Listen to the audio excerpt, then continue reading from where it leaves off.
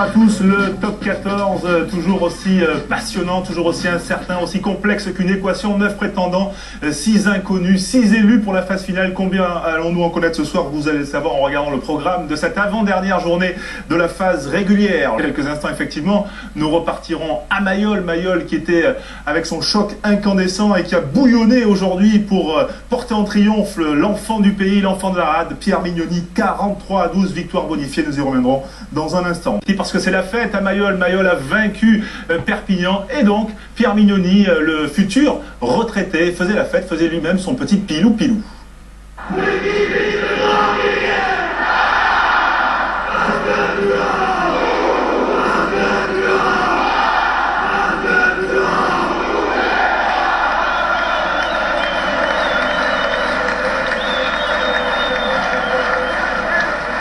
Voilà, sympa cette image de Pierre Mignoni que l'on retrouvera tout à l'heure avec Eric Bail.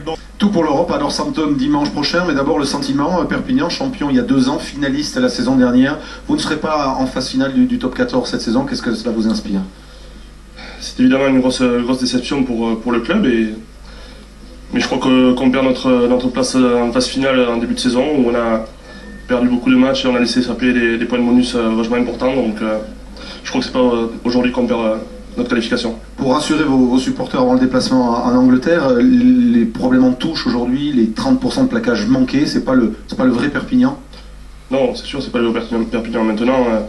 Il faut qu'on se remobilise vite, parce qu'on a une demi-finale de H-Cup.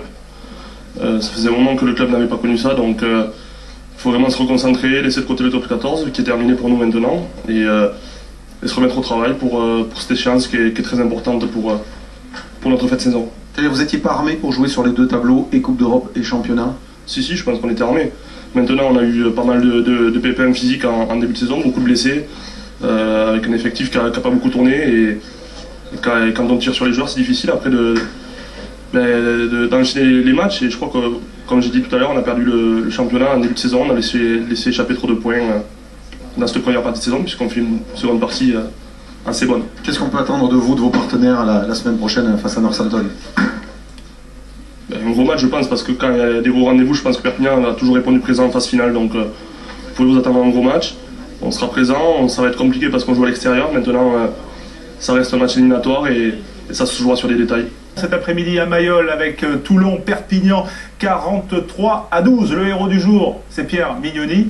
Voilà, le seul retraité de France qui a un visage de jeune homme et qui va disputer un 8e de finale la semaine prochaine à Montpellier. Eric Bail, j'imagine que c'est la fête à Mayol. Exactement, ici on ne commente pas l'affaire Bastaro. L'homme du jour, le héros du jour, c'est Pierre Mignoni, 34 ans. Peut-être dernier match à Mayol, peut-être, mais c'est pas sûr, parce que vous n'avez pas renoncé à jouer un barrage ici, Pierre.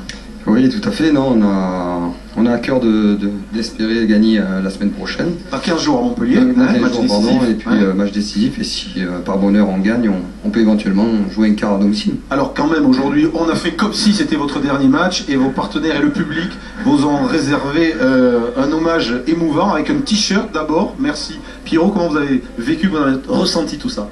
Non, c'est vrai, c'est beaucoup d'émotions. C'est un club où j'ai commencé ma carrière, on le sait, et voilà, finir ici c'est quelque chose de fabuleux.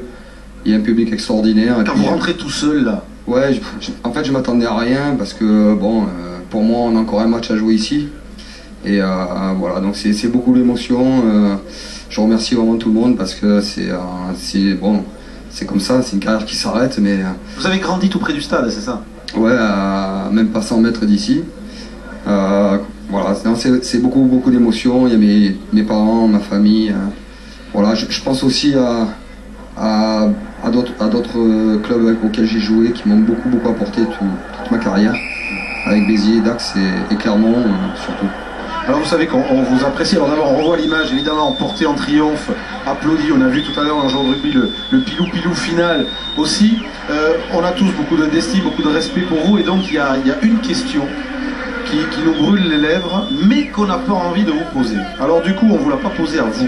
On a chargé Philippe Guillard de la poser à quelqu'un qui joue avec vous, cette question, et la réponse, la voici. Est-ce que Pierre a une bonne passe, oui ou non? Oui, c'est sans doute, oui, ça c'est certain. Il me donne le ballon exactement comme je veux. Et comme ça veut dire que mon boulot, c'est beaucoup plus facile comme ça. Alors ça, c'est il faut que je dise un grand merci à Pierre, parce que c'est grâce à lui qu'on est même de jouer comme ça, comme aujourd'hui. Bel hommage, non? Signé Wilkinson.